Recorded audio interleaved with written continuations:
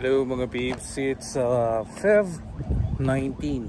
So last time na nagawa ko ng video dito sa Linville San Rafael around February 1. Yan, so bumalik tayo dito para i-check po natin kung ano na po yung mga pagbabago.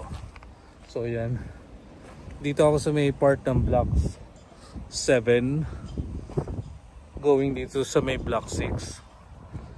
Pupunta lang tayo dito sa taas para mas kita natin kung ano yung mga pagbabago. Though later ipapakita ko yung drone shot. So samahan nyo ako mga peeps. So yan na po. Ito po yung part ng block 6. And then dito yung 7. So almost done na po yung concrete roads dito. Yan. Medyo umadyo lang po tayo dito sa parang maliit na tambak ng lupa pero mataas. Yan, para mas makita po natin kung ano po yung kaganapan. So yan, dito po sa part na to, diyan po ilalagay yung ating clubhouse. Pero for the meantime, gagawin mo ng warehouse. Hiningal ako. And dun po, pagpasok po ng entrance gate, warehouse din po siya. Yan. Yan. Kita nyo po yung entrance natin. Yan, may mga dumadaan sa sakyan. Yun po yung mismong Maharlika Highway. 6, 7, 8. Yan. Meron na rin pong concrete roads itong nasa block 8. Yan. Pero mamaya mas makikita po natin yung kabuuan itong Linville San Rafael kapag din-drone na po natin. Pero dahil nandito po ako sa babayan, chinek na rin po natin kung ano po yung kaganapan dito naman sa baba para mas kita po natin kung ano po yung mga pangyayari.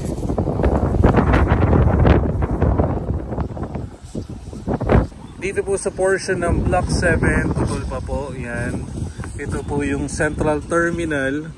Yan. Makikita po natin, meron pa pong hinuhukay doon. So under developments pa rin yung karsada. Siguro, ayun po, sa part po yun ng block 10 na. Yan po. Siguro may 10 to 12 feet yung taas natin from the ground. Yan. Kasi nga para mas makita nyo kung ano po yung kaganapan na yun. Yan, sobrang lakas ng hangin at sariwang simoy ng hangin kasi sariwang hangin po yun na naririnig. Naririnig. Ang ingay kasi ng ambulansya. Yung nalalangha po natin.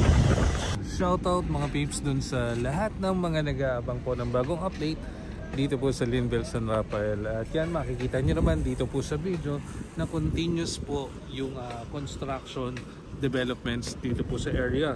And yun nga lang po, inuuna na po natin yung ating warehouse para dire-diretso na po yung construction ng units. And dahil ginagawa pa din po yung warehouse, tinatapos din po yung mga karsada para wala na po tayong magiging kumbaga hindi na po maaantala kasi syempre tapos na po yung drainages at yung ating mga karsada nga po. So yan, paano ako bababa? Wait lang. Eto yan mga peeps. Doon sa mga hindi pa nakaka-like and follow sa akin Facebook page, paki-like and follow.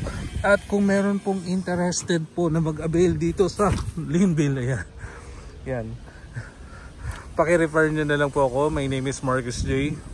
Yan, nakita nyo po kung gaano kataas. I-like and subscribe na rin po yung aking YouTube channel. Kung doon nyo po napanood yung video, yan ang lalim. Aray.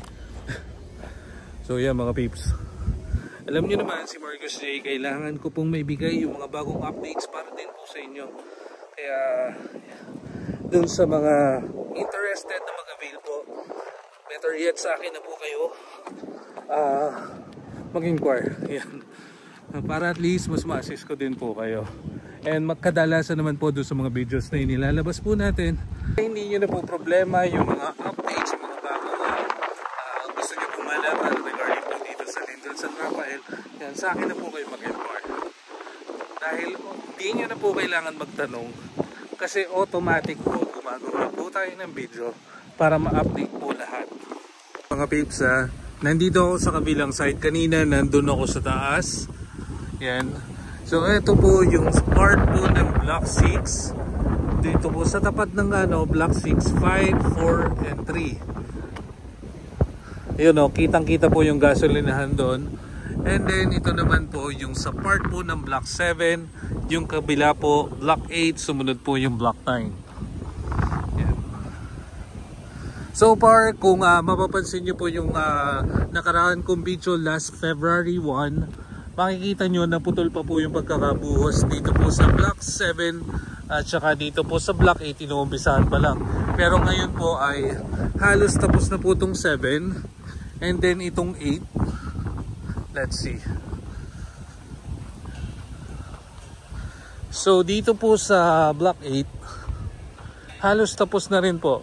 So ilalatag na lang po itong mga drainage pipes. Yan, kaya mapapansin nyo butas na.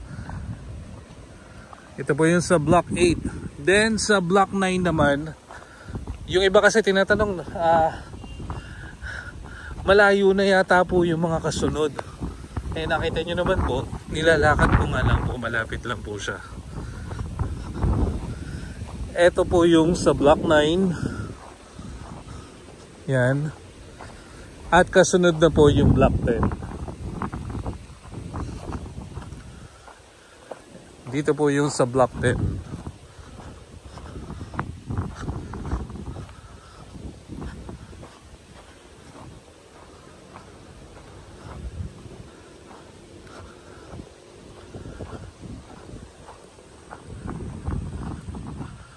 Yan.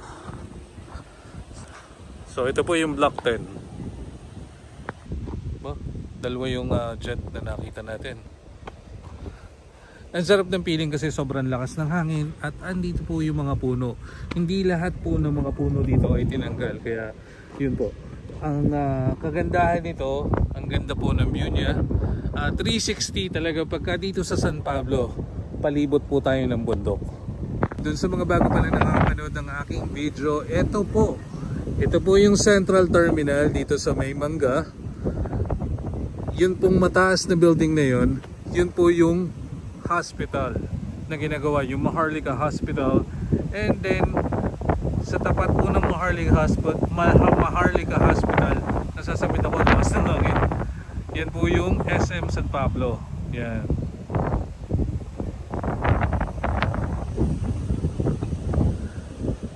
Sabihin, so kung ibig sabihin na ito na po yung block 10, then lalakad lang po tayo ng konti. Ilang metro lang po yung distance ng block 10 sa block 11. Yan. Lumulubog lang yan, kaya ako nagtsinelas na eh. Yan. So ibig sabihin, lapit lang tong block 11. Yan po.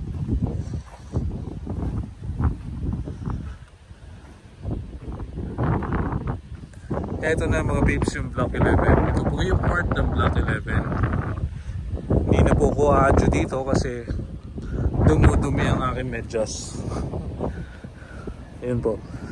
Naka white shoes ako kanina. Ayun, dahil alam ko nga po na didiretso ako dito sa may part na to. Yan, nagtsinelas na lang ako.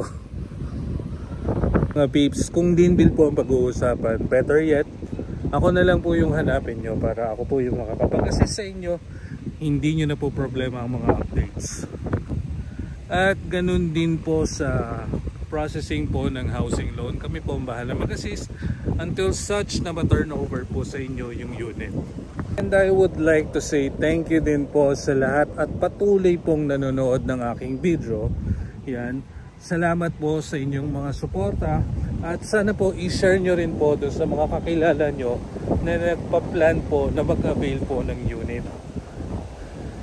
So far, dito po sa San Pablo, nakakahingal kasi ang lakas ng hangin, sumasalpok din sa bibig ko. Yan. So far, ito pong project ni Linville na Linville San Rafael, ito na po yung pinakamaganda at pinaka-affordable na housing project dito po sa San Pablo. Kasi paglabas mo pa lang ng subdivision, nasa terminal ka na kagad, and then about 150 meters away lang po si SM San Pablo. So pagdating po dun sa mga pangangailangan natin, yung mga needs natin, yan, lalakarin mo lang papuntang SM. So that's it for today's video. My name is Marcus J. Yan, huwag niyo pong kakalimutan i-like and follow po yung aking Facebook page. Maraming salamat. Yun, di ba tinatanong nyo kung malawak ba tong karsada pagpasok? Ito po yung APV, then may space pa po, so kasya pa. Kahit magsalubong po kayo, may space po siya. Enough po yung space para sa dalawang sasakyan. And yan mga peeps, nandito na ulit tayo sa Maharlika Highway dahil dito po ako nag-park.